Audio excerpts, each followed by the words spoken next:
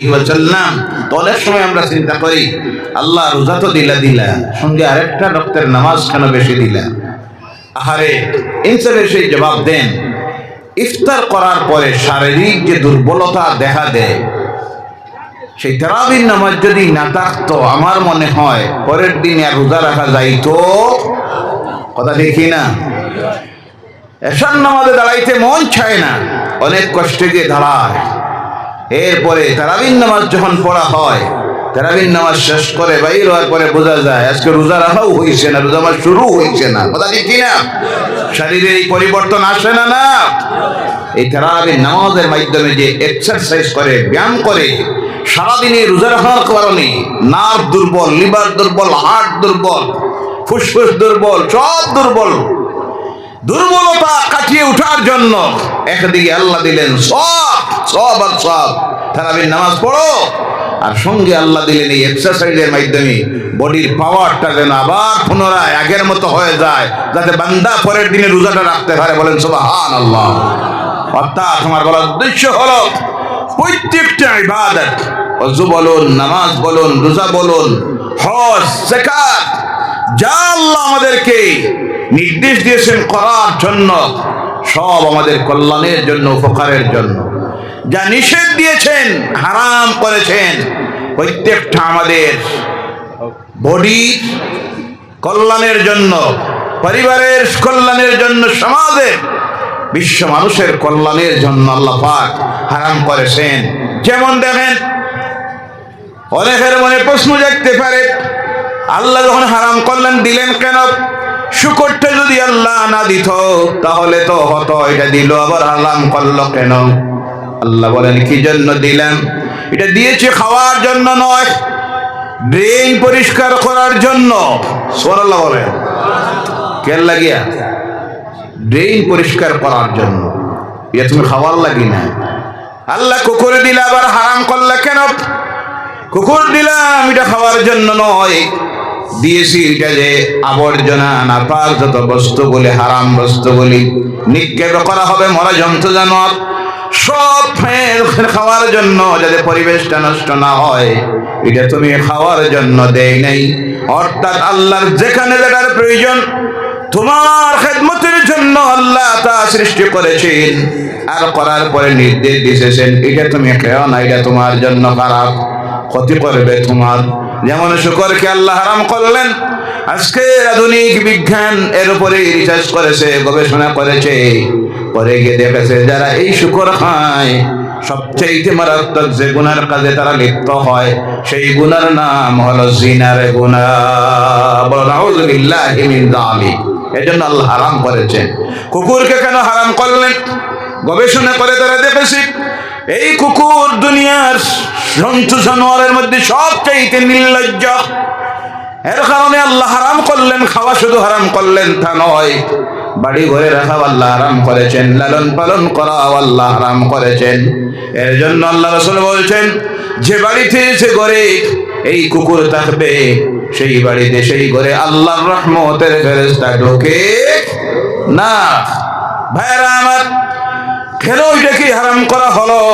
আজকে গবেষণা করে গিয়ে তারা দেখেছে এই কুকুরের মাংস যারা খায় সবচেয়ে বেশি এর এফেক্টটা সেই মানুষের মধ্যে আসে নির্লজ্জতা, বেহায়াপনা, চোখ থেকে হায়া শরমের বিদায় হয়ে যায়। যার কারণে বাস্তব প্রমাণ, ইউরোপ আমেরিকার মানুষের প্রধান খাদ্য হলো মাংসের মধ্যে শুকরের মাংস, কুকুরের মাংস। যার কারণে আজ গোটা পৃথিবীর সবচেয়ে বেশি জেনা যে সব রাষ্ট্রে চলে, খ্রিস্টানদের রাষ্ট্র, ইউরোপ আমেরিকার রাষ্ট্রে সবচেয়ে আজকে বেশি জেনা। যার কারণে শুধু আমেরিকার বুকে আজকে এক সমীক্ষায় দেখা গিয়েছে 19 লক্ষের মতো বাচ্চারা আছে তাদের বাবার কোনো পরিচয় নাই। বলো নাউযুবিল্লাহ। বেহায়াপনা, নির্লজ্জতায় কোথায় গেছে?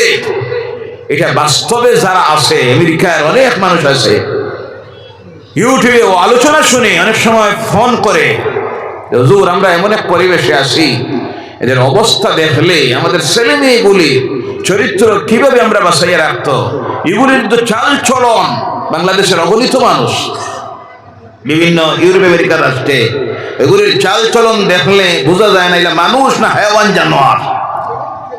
প্রকাশ্যে বেহায়াপনা, বেপরদায়ী, নির্লজ্জতা, জেনা, মদ সব চলতেছে। যে চলার কারণে আজকে দেখা যাইতেছে ওই যে কুকুরের মাংস খায়, এর কারণে হায়া শরমের বিদায় হয়ে গেছে। বলার আমার উদ্দেশ্য হলো ভাইয়েরা আমার, আল্লাহ পাক আমাদের প্রতি যে নির্দিষ্ট গুণ দিয়েছেন আমাদের কল্যাণের জন্য, এক নম্বরে আল্লাহ ঈমান আনার পরে যে নির্দেশনা দিয়েছেন সেটা হলো 5 ওয়াক্তের নামাজ। কয় ওয়াক্তের? সমস্ত ইবাদতের মধ্যে সবচেয়ে বড় ইবাদত কোন ইবাদত জানা নাই? জোরে বলেন কোন ইবাদত? আল্লাহ পাক বাকি সব নির্দেশনা দিতে গিয়ে জিবরাইলের মারফতে তার হাবিবের কাছে আল্লাহ আয়াত নাযিল করেছেন, পাঠিয়ে দিয়েছেন। কিন্তু আজকের এই যে মাস, রজবের মাস, সেই মাসের 26 তারিখের রাত্রিতে আমার আল্লাহ পাক তার বন্ধু হাবিব সাল্লাল্লাহু আলাইহি ওয়াসাল্লামকে দাওয়াত দিল, বন্ধু তুমি আমার দরবারে চলে আসো। পাঠিয়ে দিতেছি আমার দুইজন সম্মানিত ফেরেশতা জিবরাইল আর মিকাইল। আসতে গিয়ে দুনিয়ার কোনো বাহন নিয়ে তুমি আসা সম্ভব নয়, কারণ এটা হলো ঊর্ধ্ব জগতের সফর। আমি পাঠিয়ে দিতেছি তোমার জন্য সিদরাতুল মুনতাহা পর্যন্ত তুমি আসবে বুরাকের উপরে সর হয়ে। আর ওখানে আসার পর যে মাখলুক, সেখানে ওই বুরাকটাও আসতে পারবে না। সেখানে জিবরাইলের আসার অনুমতি নেই, মিকাইলের আসার অনুমতি নেই। সেখানে আমি একটা বাহন পাঠিয়ে দিব, যে বাহনের নাম হলো রাফরাফ। ওই রাফরাফের উপরে সওয়ার হয়ে তুমি আমার সামনে এসে হাজির হও। দুনিয়ার সমস্ত নবীরা আমি আল্লাহ দেখে নাই, না দেখে দুনিয়ার মানুষের কাছে গিয়ে বলেছে লা ইলাহা ইল্লাল্লাহ। তুমি আসো, এসে সচক্ষে তোমার রব আল্লাহকে দেখে যাও। আর দেখে গিয়ে দুনিয়ার মানুষের কাছে তুমি বলো কুল হুয়াল্লাহু আহাদ, আল্লাহ একজন। সচক্ষে দেখে গিয়ে বলো। অন্যান্য নবীরা এসে বেহেশত দেখেন নাই, দুজখ দেখেন নাই, না দেখে তারা দুনিয়ার মানুষের কাছে বলেছেন আল্লাহ নাফরমানির কাজ করলে, গুনাহের কাজ করলে দুজখে যাইতে হবে, ভালো কাজ করলে বেহেশতে যেতে হবে। কিন্তু কোন নবী সেটা দেখেন নাই। ও আমার হাবিব, তুমি এসে সচক্ষে দেখে যাও দুজখের ভয়াবহতার আযাব আর জান্নাতে কি নিয়ামত তোমার উম্মতের জন্য, আল্লাহ বিশ্বাসীদের জন্য আমি রেখেছি। তুমি সচক্ষে এসে দেখে যাও। আমার নবী জাহান্নামের সামনে গিয়ে যখন দাঁড়ান, দুজখের সামনে দাঁড়িয়ে দুজখের এই ভয়াবহতার আযাব যখন দেখেন, দুই চোখে দিয়ে পানি পড়া শুরু হয়ে যায়।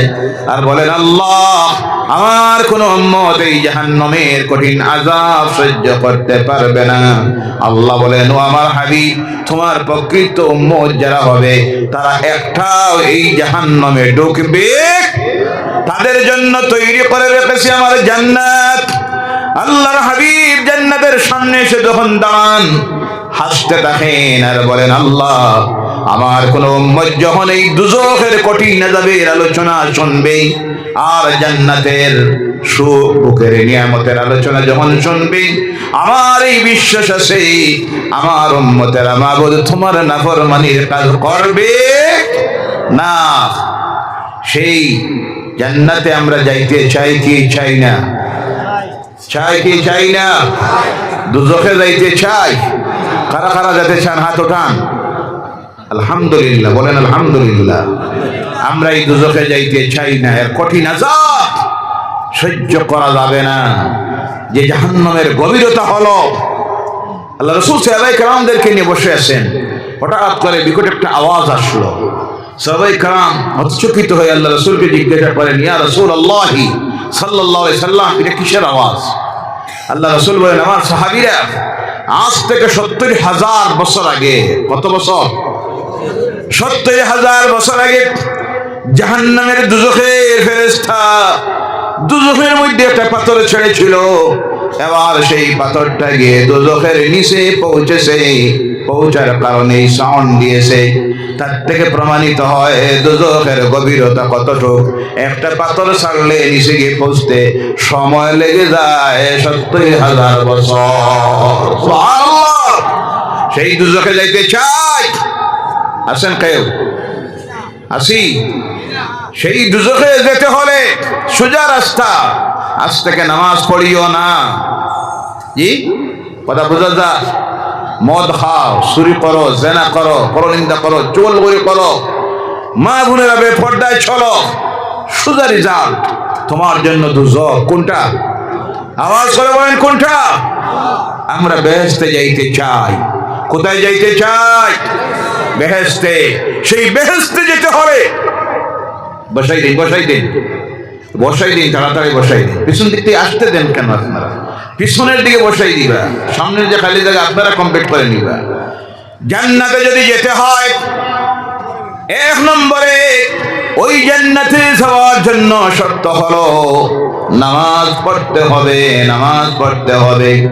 ও আমার ভাইরা, যুবকেরা, তরুণেরা, পর্দার মা বোনেরা, করজোড়ে অনুরোধ রাখি, এই মাস সেই মাস আল্লাহ যখন তার হাবিবকে দাওয়াত দিয়ে নিলেন, বিদায় দেওয়ার সময় বন্ধু বন্ধুকে বিদায় দিতে গিয়ে কিছু না কিছু উপহার স্বরূপ দেয়। আল্লাহ হাবিব সাল্লাল্লাহু আলাইহি সাল্লাম ফিরে আসার সময় আল্লাহ তার হাবিবকে যে নিয়ামত দিয়ে বিদায় দিল, সেই নিয়ামতের নাম হলো নামাজ। সুবহানাল্লাহ। বন্ধু, তোমাকে এমন একটা বস্তু উপহার দিতেছি, তোমার উম্মতেরা যদি সেটা সাদরে গ্রহণ করে নেই, পাঁচ ওয়াক্তের নামাজ যদি শুদ্ধভাবে পড়ে, জামাতে যদি নামাজ পড়ে, আমি আল্লাহ কিয়ামতের দিন তোমার সেই উম্মতকে ওই যে বেহেশত যেটা তুমি দেখেছো, সেই বেহেশতের দরজা তাদের জন্য খুলে দিব। তাই প্রথমে আমার জান্নাতে ঢুকে যাবে। বলো সুবহানাল্লাহ। ও বন্ধু, তুমি যে দেখেছো দুজখ, যে দুজখের কঠিন আযাব দেখে তোমার চোখের পানি ঝরেছে, এই দুজখ তোমার সেই উম্মতদের জন্য যারা এক নম্বরে যারা আল্লাহ স্বীকার করেছে, কাফির হয়েছে, মুশরিক হয়েছে, মুনাফিক হয়েছে, নাস্তিক হয়েছে তারা। আর তোমার উম্মতের মধ্যে যারা কালেমা পড়েছিল, ঈমান এনেছিল, আল্লাহ বিশ্বাস করেছিল, রাসূল বিশ্বাস করেছিল, কিন্তু তারপর পাঁচ ওয়াক্তের নামাজ পড়ে নাই, তাদের জন্য ওই দুজখটা। আবার ভাইরা, এই দুজখে যেতে হলে সোজা রাস্তা আছে, নামাজ পড়বেন না, ছেড়ে দিন। অপেক্ষা করতেছে আপনার জন্য কঠিন জাহান্নাম। পাঁচ ওয়াক্তের নামাজটা পড়ুন, নামাজ পড়ুন, নামাজ পড়ুন। স্ত্রীকে নামাজি বানান, ছেলে মেয়েদেরকে নামাজি বানান। প্রত্যেকটা মসজিদে পাঁচ ওয়াক্তের নামাজের জামাতকে কায়েম করুন। দেখবেন ইনশাআল্লাহ, বলেন ইনশাআল্লাহ, পরিবারে আসবে শান্তি, সমাজে আসবে শান্তি, সমাজ থেকে আল্লাহর নাফরমানির কাজ দূরীভূত হয়ে যাবে। সোজা হয়ে যাও। সংক্ষিপ্তভাবে একটা উদাহরণ মাত্র দিই আমি। সোজা হয়ে যাও, ছেড়ে দেও, সোজা হয়ে যাও। একটা সাপ, অনেক সময় সেই উদাহরণ দিয়েছি, আজকে আবার বলছি। একটা সাপ ব্যাঙ ধরছে, এমন ভাবে ধরছে, সাথে ব্যাঙ ধরলে ছাড়বো আর? জি, ছাড়ে না। এমন ভাবে ধরছে, পেছাইয়ে ধরছে। ব্যাঙ বারবার ডাকে আর কয়, সাপ ভাই ছাড়ি দেও, আমার একটা শাড়ি দেও, দয়া করে শাড়ি দেও। ব্যাঙ তো ছাড়তে রাজি নাই, সাপ ছাড়তে রাজি নাই। ব্যাঙ ডাকতে আসে, বারবার ডাকতে আসে। বাড়ির মালিকের বিরক্ত লাগতেছে শুনিয়ে ঘর থেকে বারোইছে একটা লাঠি লইয়া। বারোইকে চিন্তা করে, যদি আর লেজে বাড়ি মারি তাহলে ব্যাঙ ছাড়ি আমার ধরতে পারে। কথা ঠিক না? এমন জায়গায় ডান্ডাটা দেওয়ার দরকার যাতে আর না বাসে। তো দিছে এমন ডান্ডা তার গর্দনায়। কোন জায়গায়? যেমনি দিছে গর্দনায়, সাপের কাম শেষ। ব্যাঙ ছাড়ছে, ব্যাঙ ছাড়ছে। কথা বোঝা যায়? ব্যাঙ 3 হাত ফাল দিয়ে গেছে। যাওয়ার পরে গিয়া কয়, ভাই সাপ ভাই ছাড়লায়, ছাড়লায়, জান যাওয়াইয়া ছাড়লায়। জি, ছাড়লায় নানি, ছাড়লায়, সময় হারাইয়া ছাড়লায়। সোজা হইলায় নানি, হইলায়, মরিয়া সোজা হইলায়। এর কারণে অনুরোধ রাখি, সময় বড় কঠিন, সামনে বড় বড় মুসিবত রচনা করতেছে ইসলাম বিরোধীরা, কোরআন বিরোধী শক্তি, আল্লাহ দ্বীনের বিরোধীরা বিশ্ব জুড়ে। এদের বিরুদ্ধে যখন ষড়যন্ত্র রচনা করতেছে, সেই সময় সোজা হয়ে যাও, ছেড়ে দেও, মদ ছেড়ে দেও, সুদ ছেড়ে দেও, ঘুষ ছেড়ে দেও, আল্লাহর নাফরমানির সমস্ত কাজ ছেড়ে দেও, দিয়া সোজা হয়ে যাও।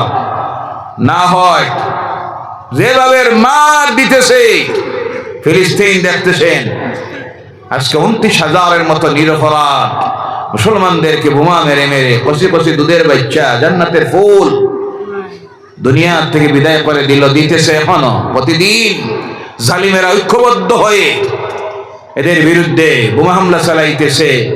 একটা দেশ এক কথায় নিশ্চিহ্ন করে দিয়েছে ফিলিস্তিন নামের রাষ্ট্রকে, কিন্তু অসহায় ছে আছি আমরা, দেখতে আসি, কিছু করার ক্ষমতা হচ্ছে না, কারণ আমাদের ইমানি শক্তি নেই, তাকওয়া নেই, সেই ইমানি বল নেই সাহাবায়ে কেরামদের যেটা ছিল।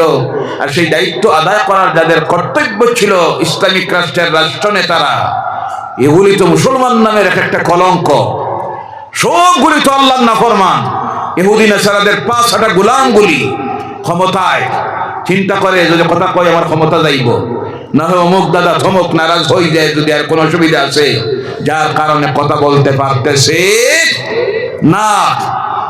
প্রমাণিত হচ্ছে সময় বড় কঠিন, সর্বত্র মায়ের আর মায়ের চলতেছে। এই সময়ে যদি এখনো সময় আছে, ছেড়ে দাও আল্লাহর নাফরমানি, সুজা হয়ে যাও মরার আগে, সিরাতে মুস্তাকিমের উপরে কায়েম হয়ে যাও, আল্লাহর কুদরতের কদমে লুটিয়ে পড়ো, খালেস দিলে তওবা করো, আল্লাহর দরবারে 2 চোখের পানি ছেড়ে দিয়ে হাত তোলো। ইনশাআল্লাহ আল্লাহর জাতের কসম, এই আল্লাহ আবার সেই পৃথিবীর অবস্থার পরিবর্তন করতে পারেনি না। এই জালেমদেরকে ফেরাউনের মতো ধরার ক্ষমতা আমার আল্লাহর আছে না নাই? আল্লাহর সেই ক্ষমতা আছে। আল্লাহ ছেড়ে দিয়েছে আমাদেরকে কিছু হেদায়েত করার জন্য, কিছু পিটানির জন্য, পিটাইয়া হেদায়েতের রাস্তায় আনার জন্য, কিন্তু আমরা আসতেছি না। কড় জুড়ে অনুরোধ রাখি, বিশেষ করে যুবকেরা, তরুণেরা, পর্দার আড়ালের যুবতীরা, মায়েরা, বোনেরা, মুরব্বীরা, আল্লাহর ওয়াস্তে প্রত্যেকে নিজ দায়িত্ব আদায় করুন। আল্লাহর নাফরমানির কাজকে এই সমাজ থেকে আমরা বিতাড়িত করে দিতে চাই। আমাদের সমাজ এমন একটা সমাজ প্রতিষ্ঠিত হোক যেখানে প্রতিটি মুসলমান হবে 5 ওয়াক্তের নামাজি, যে সমাজে থাকবে না মদ, সুদ, জেনা, পরনিন্দা, চুগলখড়ি, বেপরদায়ী। এমন একটা সমাজ যদি প্রতিষ্ঠিত করতে পারি, এই জাতির উপরে আসবে আল্লাহর রহমত, আর আল্লাহর গায়েব থেকে আসবে সাহায্য।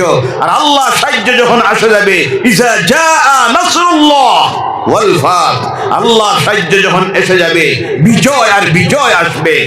সাময়িক কষ্ট হচ্ছে, ফাইন্না মাআল উসরি ইউসরা, ইন্না মাআল উসরি ইউসরা, প্রত্যেক কষ্টের পরে সুখ আছে। কথা ওই যে কষ্ট যেটা ভোগ করতেছি, হেদায়েতের রাস্তায় যদি চলে আসি, ইনশাআল্লাহ এই কষ্টের পর আছে আমাদের জন্য সুখ। যেই সুখ হলো দুনিয়ার শান্তি, কবরের শান্তি, আর পরকালীন জীবনে আল্লাহর জান্নাত। আল্লাহ এই সংক্ষিপ্ত আলোচনার উপরে আমল করার তৌফিক দেন। সকলে বলেন আল্লাহুম্মা আমিন। وما علينا إلا البلاغ وآخر دعوانا الحمد لله رب العالمين. اللهم آمين. ربنا ظلمنا أنفسنا وإن لم تغفر لنا وترحمنا لنكونن من الخاسرين. ربنا آتنا في الدنيا حسنة وفي الآخرة حسنة وقنا عذاب النار وادخلنا الجنة مع الأبرار برحمتك يا عزيز يا غفار يا رب العالمين. أي الله আজকের এই চেষ্টি বজহুর হাবির চৌমাদা জামে মসজিদ কমিটির উদ্যোগে আয়োজিত এই মাহফিল, আল্লাহ এই মাহফিল আয়োজন করতে গিয়ে তোমার বান্দা বান্দিরা যত সাহায্য দিল, সহযোগিতা দিল, অনেক কষ্ট করেছে আল্লাহ। আবহাওয়া খাওয়ার কারণে অনেক কষ্ট করতে আবারও হলো। আল্লাহ সমস্ত কিছু তুমি কবুল করে নাও। সেই সঙ্গে তোমার বান্দারা অনুরোধ করেছিল তোমার ঘরের জন্য, তোমার বান্দাদের কাছে কিছু সাহায্য চাওয়ার জন্য। আল্লাহ সময়ের সংক্ষিপ্ততার কারণে আমি গুনাহগার সেই কথাটাকে রাখতে পারলাম না, দুঃখিত। পরবর্তীতে যে অতিথিরা সামনে আসবেন, তোমার বান্দারা যে দিব হাজার হাজার করে আমি আশা রাখি তোমার বান্দারা যা দিবেন আল্লাহ তা তুমি কবুল করে নাও। এর সবটুকু সর্বপ্রথম মদিনার হাবিবের নূরানি রওজা মুবারকে পৌঁছাইয়া দেও আল্লাহ। আল্লাহ সাহাবায়ে কেরাম থেকে শুরু করে যত মুমিন মুমিনাত, মুসলিমিন মুসলিমাত অন্ধকার কবরের গাড়ায় চলে গেছেন, প্রত্যেকের কবরের সবটুকু পৌঁছাইয়া দাও। হাজিরিনে মাহফিল আমরা যারা, আল্লাহ আমাদের জীবনের গুনাহগুলি মাফ করে দাও।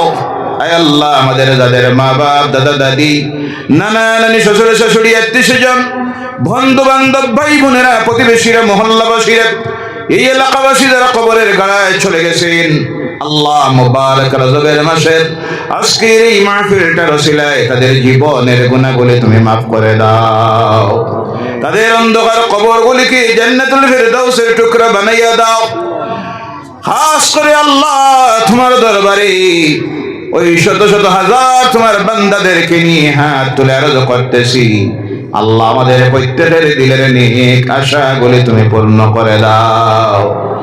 বিশ্বজুড়ে ইসলামের বিরুদ্ধে, কোরআনের বিরুদ্ধে, মসজিদ মাদ্রাসার বিরুদ্ধে, মুসলমানদের বিরুদ্ধে যারা ষড়যন্ত্র রচনা করতেছে আল্লাহ এই ষড়যন্ত্রকারীদের সকল প্রকারের ষড়যন্ত্রকে তুমি ধূলিসাৎ করে দাও, তাদের সকল প্রকারের ষড়যন্ত্র থেকে আমাদেরকে তুমি হেফাজত করে নাও।